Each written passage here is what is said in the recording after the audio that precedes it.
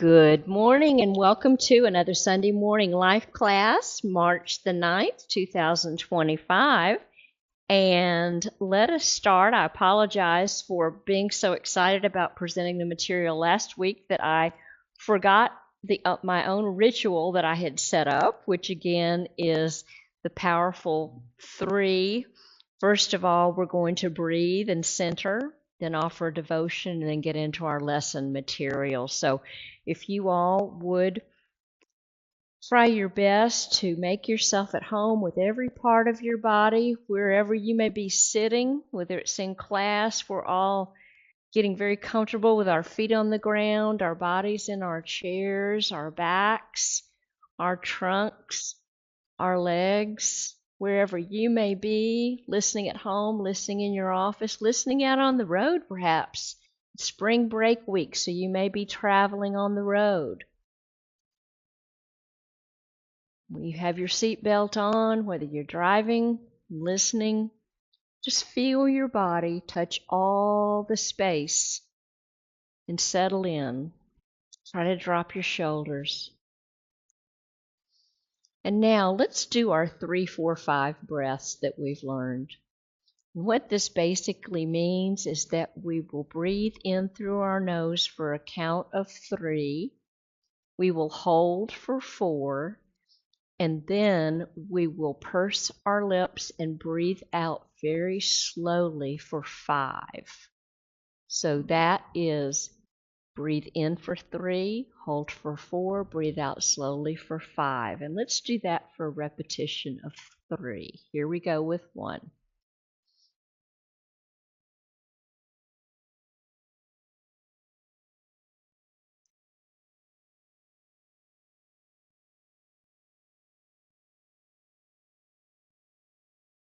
And 2.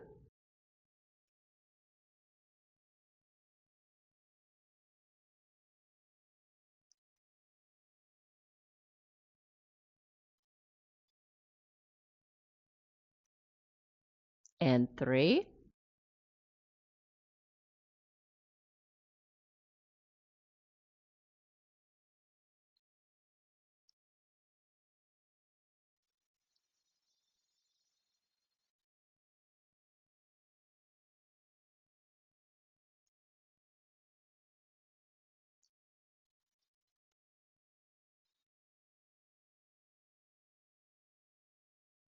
There. There. There. You may notice a slight relaxation response.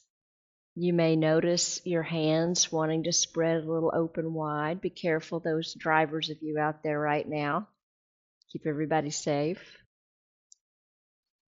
You may notice your limbs being a little bit more relaxed, your feet being more present on the floor, and that's the whole idea, is for us to dissipate thought, anxiety, any sort of manic or frenetic feeling by sending the energy down into our feet. Grounding is very powerful.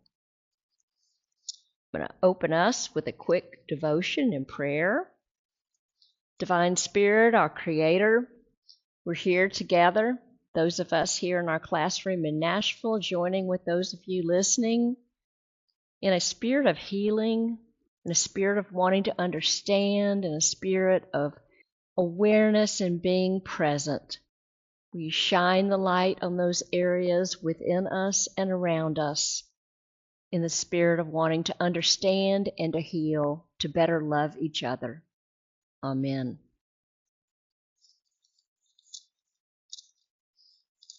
We are going to look today and continuing our series on reparenting ourselves.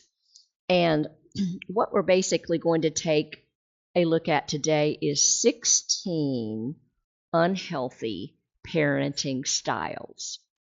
Now, again, many of you either don't have children, don't like children, don't care about children, but what I want you to get out of this, to receive out of this as the gift, is that you can make contact with the ways in which you were parented, which has become part of your subconscious. All right, this is how you boss yourself around. This is how you treat yourself. And then near the end, I'm going to give you the healthy tips, how you should be treating yourself. Okay, but first, for the sake of healing, so that you can give this power back to yourself, I've got to go back through some basic styles of parenting so that you can recognize how these messages were placed into your subconscious. Now, you may have been adopted, you may have been through foster families, whatever it is, but just hang in here with me and try to recapture. Now, some of these styles may have been very mixed in your home. I could put 4 or 5 of mine out there. Just take a little note. All right. So often we find that we have parented our children in the ways that our parents parented us. And often we find that we've got some real hurt places still, or if we think back at the time things really hurt us. And we don't always see it right away. But when we do, it is quite painful to realize that we have just subconsciously kept on parenting to the next generation and the next generation. I work with families all the time, maybe with several generations, and this is quite a common thing. So the 16 harmful ones, I'm going to give you at first, then we're going to end with some positive ones. This is a whole lot of different material, and Tim Fletcher, amazing researcher and president of the React Lift company that has done my training, he has put together some amazing material, some that I've already been familiar with, and others that he has added to that's very cutting edge. Hopefully this just helps you identify harmful patterns. So let's get started with this. Diana Baumrind was the one who developed the 4 main styles of parenting in the first place. 1 is healthy, 3 are unhealthy. Okay, so there's actually a graph or picture of this if you want to Google it on the internet. That's Diana Baumrind. So at the top, there is a sensitive and responsive, a stern and a punitive, and then on the side, there's demanding. And then there's one that doesn't enforce limits. So that's what you would see. Those are some keywords you would see on the graph. So we have one that is resulting in authoritarian, permissive, and uninvolved at one end of the graph. So out of all that, authoritative, at least that word, in balance, authoritative, is the only one that would be considered healthy. And that would be defined as where parents would set healthy boundaries and be there to enforce them consistently. And that would also mean that the parents would connect with their children, that they'd be present to the children, and that they would be committed to meeting those 12 basic needs we've talked about. So that's one. But then you get the 3 unhealthy. So authoritarian, not authoritative, authoritarian would be one in which rules are everything, and the kids have to know it. So these would not be warm parents and no excuses from the kids. So it'd all be about obedience, discipline, having kids, I will not tolerate impertinence. My word is the law. Do not dispute my word. You must obey. So we've talked in here about phrases that were like always the go-to, maybe like my way or the highway. I don't care what you think. Just do what you're told. I don't care what you feel. I don't care about your perspective. That's the authoritarian parent. So this style can lead to children not being able to bond with their parents because their parents the child just feels like they don't get me. They don't ever get me. So the parents really don't have the capacity to empathize with the child. The parents don't accept them for who they are or try to understand them. So this is like this recipe or soup for very, very rebellious children. And it can also create a lot of anxiety in a child. So that's number one, the authoritarian parent. Number two is the permissive parent. And you can also see this called in the literature as the enabling parent. But in many cases, the motive is good. This can come from a place of really genuine love because parents just want their kid to enjoy childhood. Maybe they didn't get to have one. They just want their kid to just have fun, to be happy. So they're just less likely to enforce rules. And also, particularly if they didn't have much growing up, they might be more likely to buy them toys and let that bad behavior slide. You're only a child once kind of thing. So this can lead to a really friendly parent-child, relationship for a while. For a while. However, there's ramifications and consequences in the child's life as they grow up. They tend not to have good internal boundaries. Can we say, hello, limbic brain? Limbic brain is not transferring up here to the development of the cortex very well. So the child tends to think that things are going to make them happy, so they tend to become very materialistic. And all that causes problems. Okay, number three, third type of parent, the totally uninvolved parent. And what we're talking about here is really neglect. So what you can see in those three different harmful style of parenting are what we call environments, external environments that can cause complex trauma. So after Diana's theory, this was expanded to include parenting styles that focused. I apologize for those of you who know this stuff in and out, child psychology. There's a lot of therapists I know that are listening to this, but it's always important to review the basics and go back if it's been a long time. So this is what we learned about child development, basically in the early years. So in some cases, parents took this a little too far, and they said to themselves, oh, I've got to do this thing that's so important to the child's development. And they just went overboard and they just took it too far. And that was sort of like all their parenting became. And you could probably think of families like this. I'll give you an example. Here's the first one: attachment-based parenting. So the whole focus is, of course, we've learned that the need for a child for secure attachment. Let's start with attaching as a baby. I can think of a lot of situations like this, especially first baby. This baby is going to sleep with me.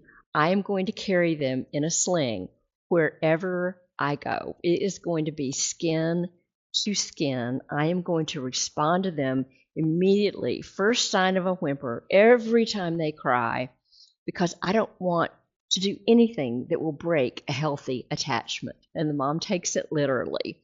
And the mom, starts running into marital problems. The house is a mess. The mom, begins to get into all kinds of health problems because she has absolutely no time for herself. So it's the overdoing it and motivated by this intense fear that is perpetuated by just life totally getting out of balance. So you can miss a whole lot of other things. And then the second one that we've seen a whole lot of is the gentle. Be gentle. Be gentle. So child rearing kind of got off on that for a while.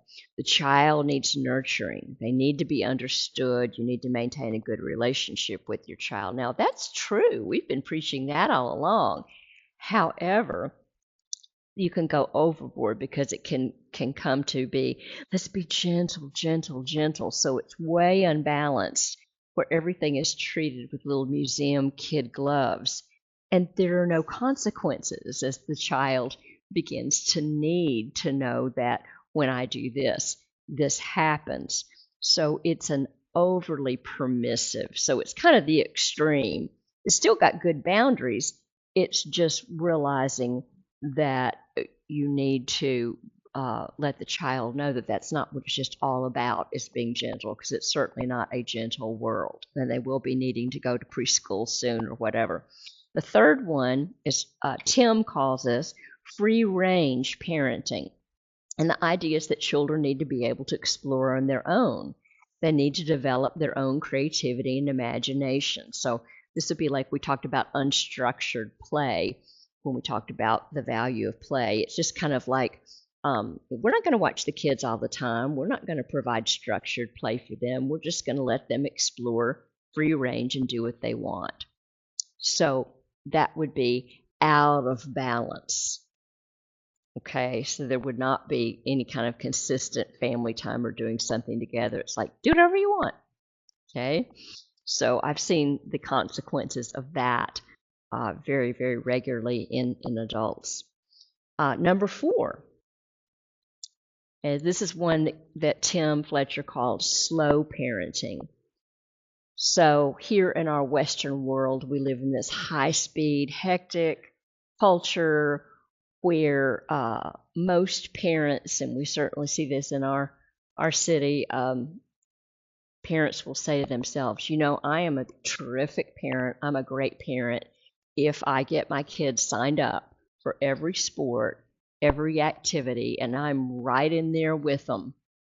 You know, where we see the parents have the absolute meltdown of the sports game, and you know, who's the child and who's the parent. You know, the dinner hour, as it used to be called, you know, up through the 70s and part of the 80s has totally disappeared because there's sports practice, total overcommitment. So again, out of balance. So in whiplash to this, many parents are realizing, oh no, our children need a slower life, a simplified life. We need to take all the bombardment of media out of their life so they're free to just enjoy life, just to be present wherever they are. So there's a real important emphasis on that, as I've seen some families just move way out in the country, begin to homeschool, take them away from their friends, no communication with the outside world. Again, all of these things are just examples of where people can go to extremes. The key is, as always, some sort of a balanced life, and that's going to look different for everybody. Number 5 is called the tiger. And this is a kind of a response to letting kids do whatever they want, never having consequences. Okay? So this again is another whiplash effect to a parenting style that would be letting kids do whatever they want and never having a consequence. This one says, no, children need to be held to high standards so they can develop to their greatest potential. So this reflects back on our talk on perfectionism. This is the extreme perfectionist realm where success is not an option because we are going to be successful whether we like it or not. And if you don't meet the expectations I'm setting for you, then I, the parent, am going to drive you into meeting those expectations. I'm going to punish you in some way. There will be some punishment. And then the 6th one, and this is really interesting. This is one that I started to see several years ago. And you may not have encountered this personally, that's all right, but this has been more in the western part of the United States coming through here. This one is the gender neutral one, and it comes kind of out of this whole beginning of our sexual orientation, the whole conversation, hence the battle, hence the war. You know, it doesn't really matter where you stand on this. This is purely psychoeducational information that there is a 6th thing to pay attention here. And this has absolutely gotten to the realm of the ridiculous, but it does fall into our counseling bailiwick.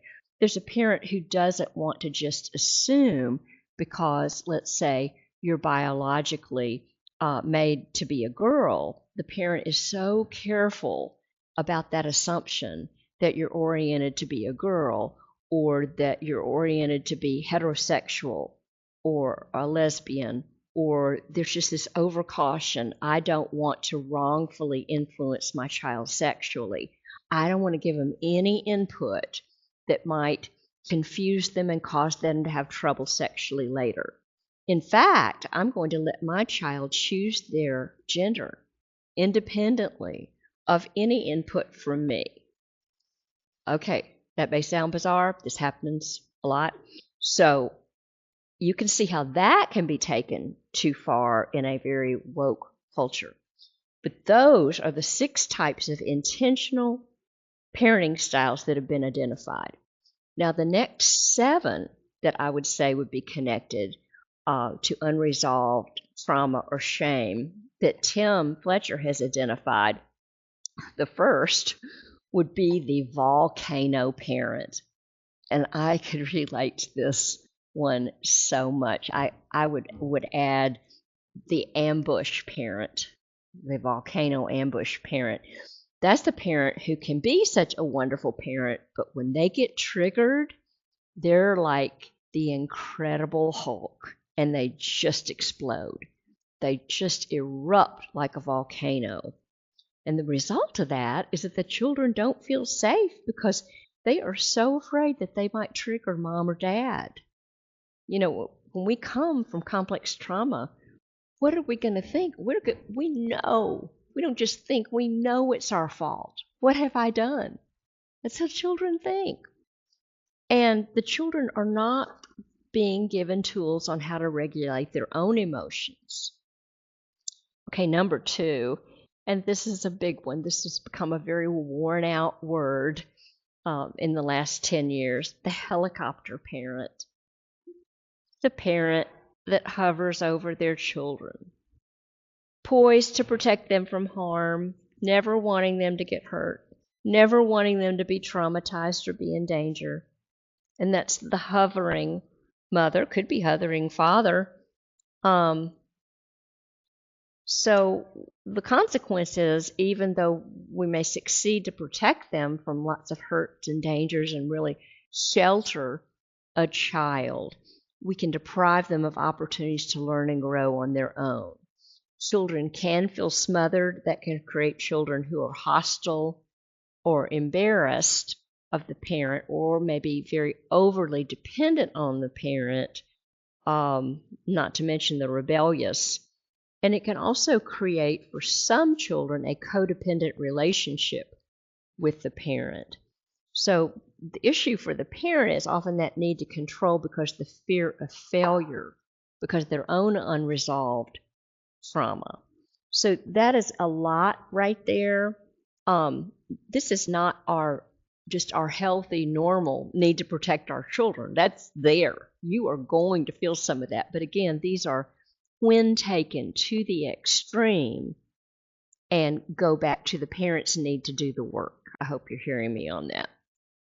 And then this one, number 3, I love Tim's names for these. He talks about the snowplow parent. We need cartoons for these. The snowplow parent. This is the parent who is going to plow through every obstacle to make sure that their children get the very best. So they will push, they will manipulate, they will intimidate, and they will negotiate to make sure every possible door is open to their child. All right? They will not put up with any kind of a negative incident, like somebody saying no to their child, because it's going to damage their child's self-esteem. They will push until their child gets the job they want, position on the sports team they want, whatever they want. They will plow through any resistance, any obstacle that would prevent their child from getting what they want, all because they don't want their child's self-esteem hurt. So again, what does this do?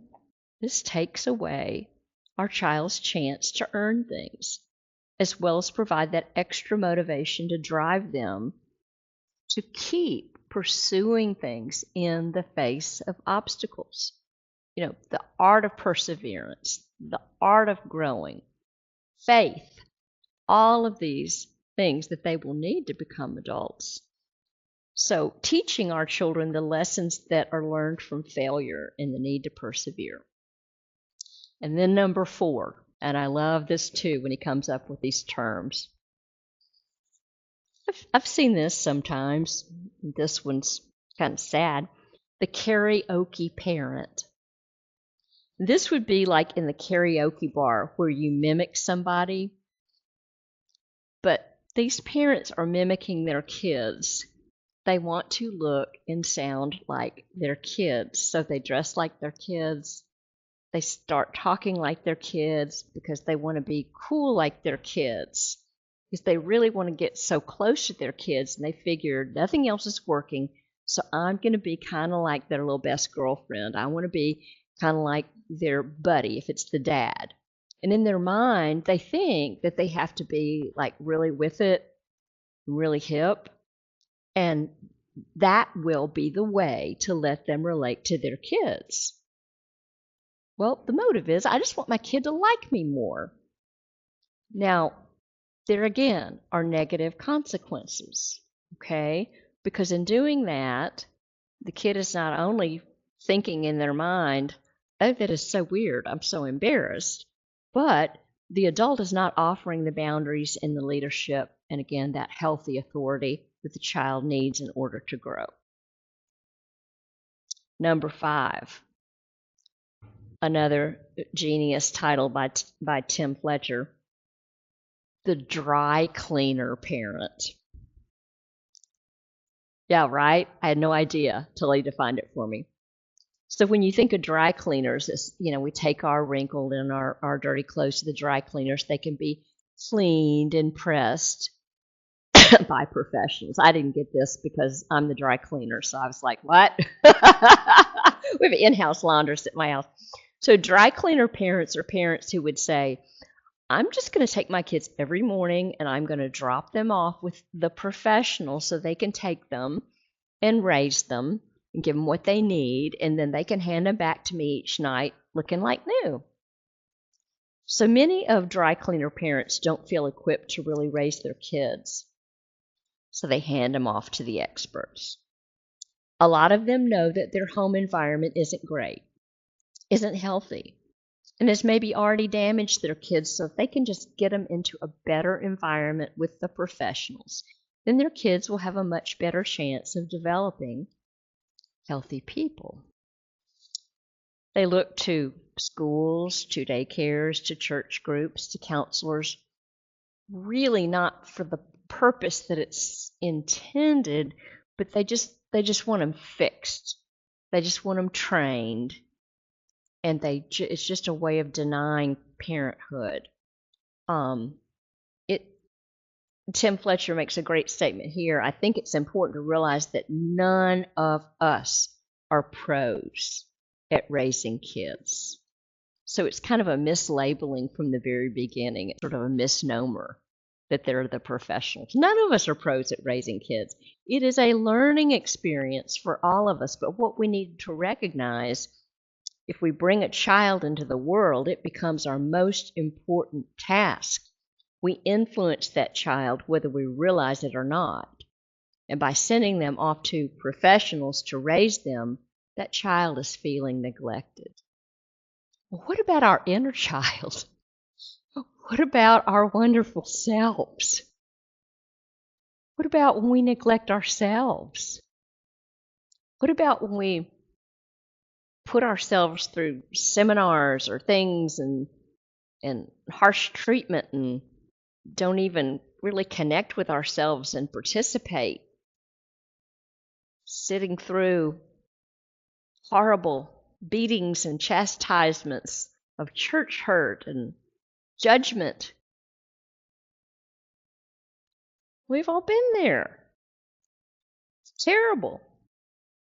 So the child feels like that the reason that they're sent off, and please hear me, I think boarding school and I think that the institutions we have are absolutely wonderful. What would we do without them? And they're great.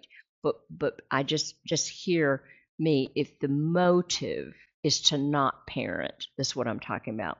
The reason that the child may be sent off, the child knows they may not be good enough for the parent. They're not feeling wanted. The attachment isn't happening between them and the parent. So in these cases, it can do much damage to the child. So we have to realize that parenting is mainly our responsibility. We're never going to do it perfectly. We've all got to learn as we go from our mistakes. But kids need us. They look up to us. They're influenced by us. And so it's us getting healthy that the child needs most of all. Okay, number 6. Here is what he calls the stage parent.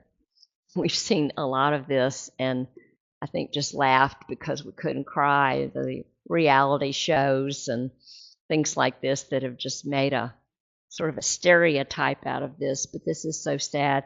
This is the parent that lives vicariously through their child because they didn't get a lot of their own dreams fulfilled growing up. So they're going to push their kids into activities that they always wanted to do but weren't allowed to or weren't able to.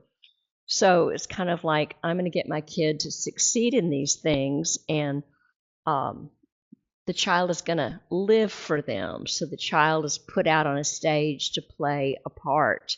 It's hard for me to even say this without feeling excruciating emotional pain because I see this so much where it's really all about the parent. And the motivation is the unfulfilled dreams that the parent wants to live out through the child.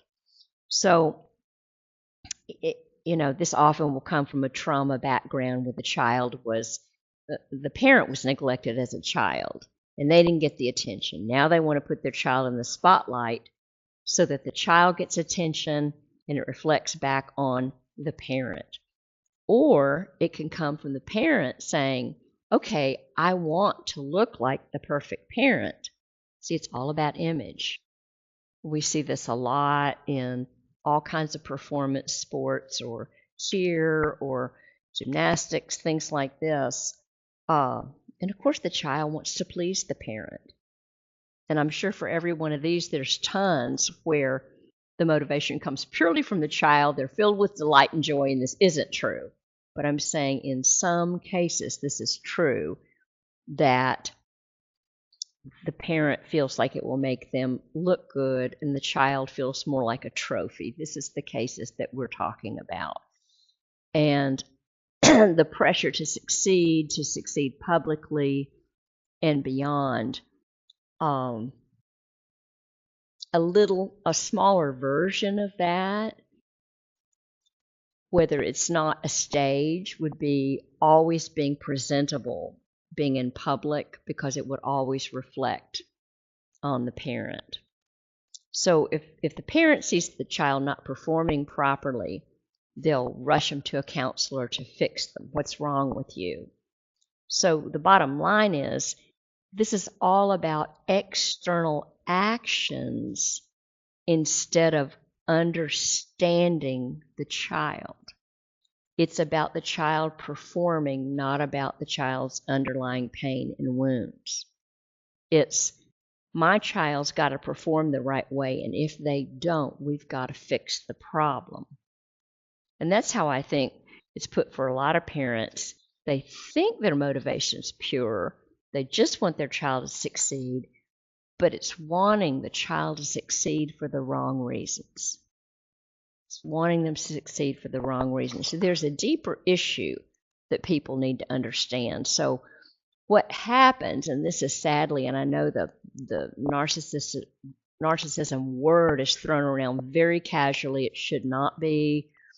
There's a great continuum of tendencies and traits, and that diagnosis should only be made by someone who is trained to do so. So for some people who've grown up with a stage parent, they will do a lot of reading on their own and go, "Oh, my parent's a narcissist." That's not true. That's not right. It may just be a parent who has had complex trauma and did not get seen, and that parent can work through their issues, but they are not a narcissist. But they will take these symptoms as of their own as the parent just using them, not really caring about them, and develop a deep resentment toward the parent. And I love it when I can work with a family and we can work these issues through and get off of that pathologizing, which may not be true at all.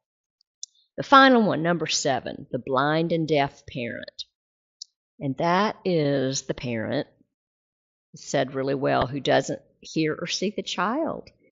So parenting to them is, I put a roof over your head and clothes on your body, your physical needs, and you're safe.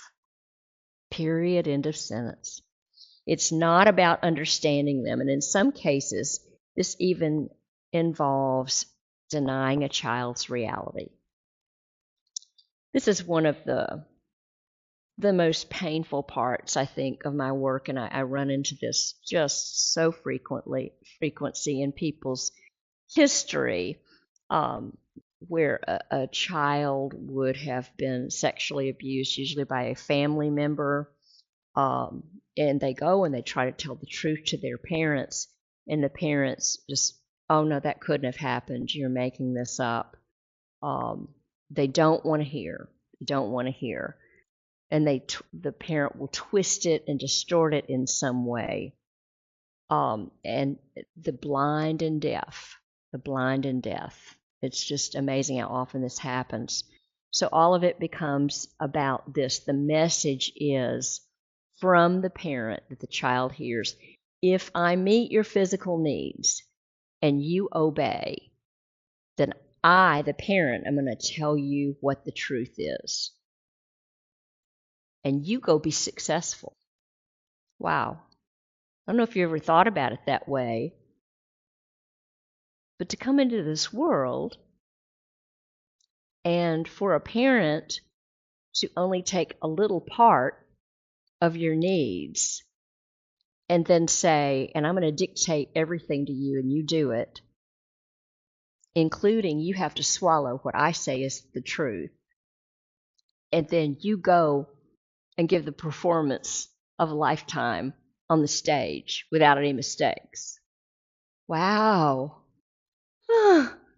No wonder kids get so depressed and traumatized, okay? That may sound a little harsh, but this is a starting point for helping us to understand trauma and emotional pain, and understanding deep shame in the child.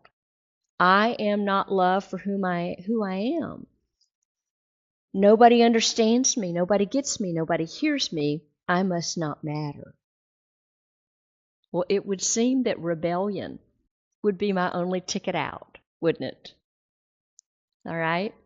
So those are the 16 harmful or potentially harmful parenting styles. Think about it, those of you listening. Did you see any of those in your life as you parent yourself? Do you do any of this to you, to your precious inner being, your precious inner child? Have you ever done or thought about any of those to your kids or anybody in your charge? All right. Harmful parenting comes from emotionally immature parents. And at a certain age, we are confronted with the truth that our parents were just fallible human beings. Dr. Susan Forward is an author who writes wonderful books, and she has a chapter in one of her books called The Myth of the Godlike Parent.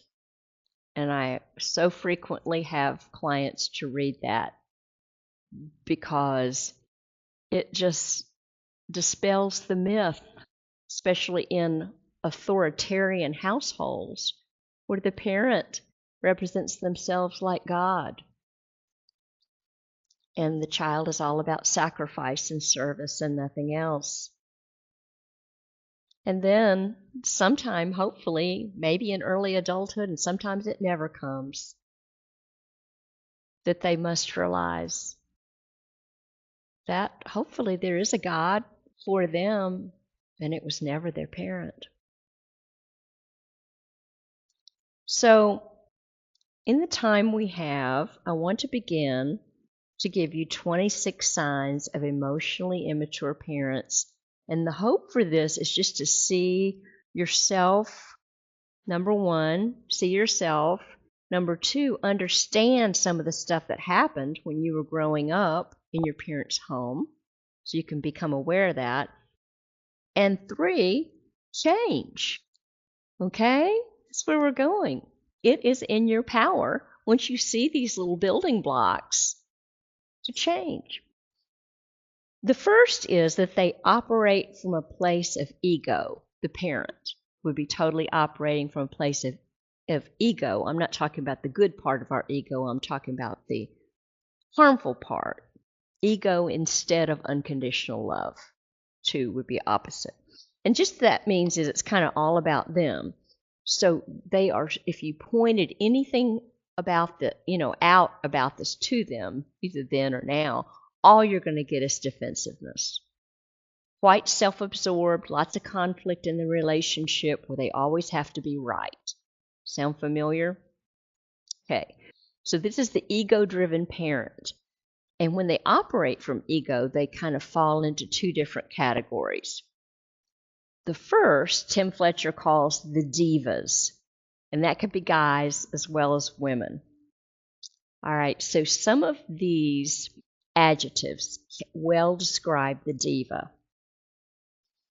Grandiose, entitled, aggressive, narcissistic, not respectful of other people's boundaries. That is the diva. Then we have another word for ego-driven is doormat. And this is described as the passive or passive-aggressive person who's often stuck in a victim narrative. They complain about all their problems, but they never do anything to change or fix it. They repeatedly allow people to abuse their boundaries, to walk all over them, to take advantage of them, to use them, and they still don't do anything about it. So that would be an ego-based parent. So we've got diva, doormat. So what I want you to see is that it comes from trauma, complex trauma. It's just simply a parent who hasn't dealt with shame and hasn't known how to deal with their shame. I like to think about it being pre-recovery because I've seen so many parents go through the recovery process and begin to heal. These are symptoms. And that's just how they try to fix it. Either become a diva or a doormat. The second is they don't take responsibility for their own behaviors, but they blame others. Whenever they do something wrong, it's always somebody else's fault. They don't regulate their emotions very well. And it's just a sign of emotional immaturity. They throw temper tantrums, and when they're having a temper tantrum, you cannot reason with them. They won't see reason, or they go to the other extreme with emotions. So if they go to the other extreme, then they suppress all their emotions. They just don't show them. Another sign of an emotionally immature parent is that they don't like sitting in uncomfortable emotions. They may try to make it sound like being healthy means being happy all the time, being positive about everything, which is really a form of denial of their emotional world. The seventh sign is that they lack empathy for others. Now, it may not look that way at all, but I'm talking about true, genuine empathy. Another sign is things only go smoothly when they are the center of attention.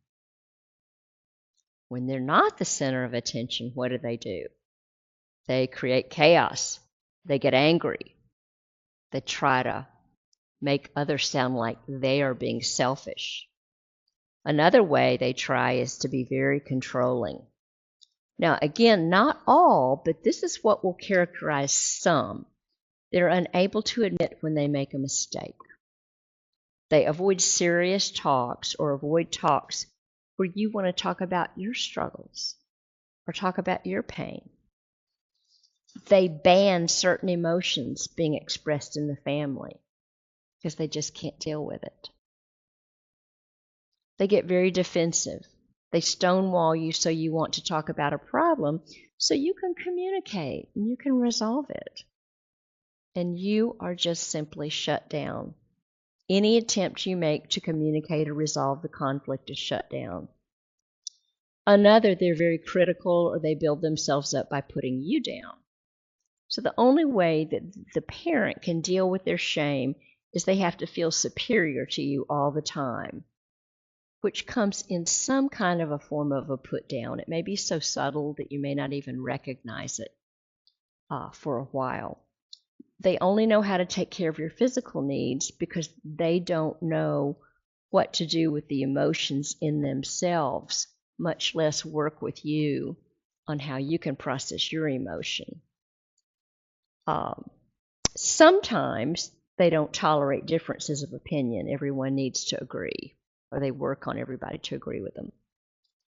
And sometimes their behavior is unstable. They have great difficulty being consistent in doing things. Some parents can be great starters and poor finishers. They can do well as long as they feel motivated, but when they get bored, they stop doing it. Some characteristics may say they can be killjoys. I call them balloon poppers, or even sadistic. And what we mean by that is you're not allowed to be happy if they're not happy. I'm just going to pick out a couple of these so that we don't go beyond time. I think that one of the ones is, to me, this is a very significant one. They don't stop and self-reflect. Self-reflection would look like this. Wow, my child just said this to me. Okay. I wonder if there's any truth in that about me. And do some deep self-reflection. They tend to deflect any negative comment from people or kids and just dismiss it. The next one, they're only comfortable if the conversation stays on superficial topics, the light, the intellectual, impersonal topic. Another one, they shame you, they need to put you down, they need to make you feel badly about yourself. Another one, their self-esteem rides on you giving them what they want, so it's only when they get what they want that they're happy and feel good about themselves. So you got to feed that monster. And the final one is they use defense mechanisms. So we talked about the dismiss stuff, but they will often deny and they won't acknowledge a problem at all. They just turn a blind eye to it, stick their head in the sand. Nothing wrong here. Or they may rationalize or minimize. A lot of minimization. Oh, you're making too big a deal out of that. If you were a child in Africa, you wouldn't be complaining like that. All kinds of attempts to minimize your pain or problems or project.